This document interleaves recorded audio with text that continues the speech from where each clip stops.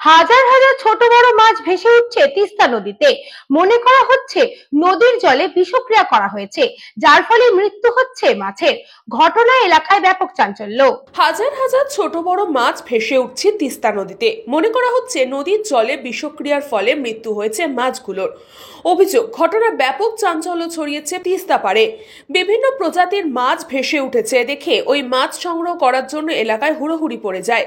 এদিন সকালেই বিষয়টি টের পেয়ে ব্যাগ হাতে ছুটে আসেন স্থানীয় বাসিন্দারা। নদীতে ভেসে ওঠা প্রচুর মাছ সংগ্রহ করে বাড়ি নিয়ে যাচ্ছেন তারা। তিস্তা নদীর ধারে গিয়ে দেখা যায় একদিকে প্রচুর মরা মাছ ভেসে উঠেছে, সেই মাছ ধরে নিয়ে যাচ্ছেন এলাকার কয়েকশো মানুষ। তারা অভিযোগ করে বলেন নদীর জলে সম্ভবত বিষ মেশানো হয়েছে।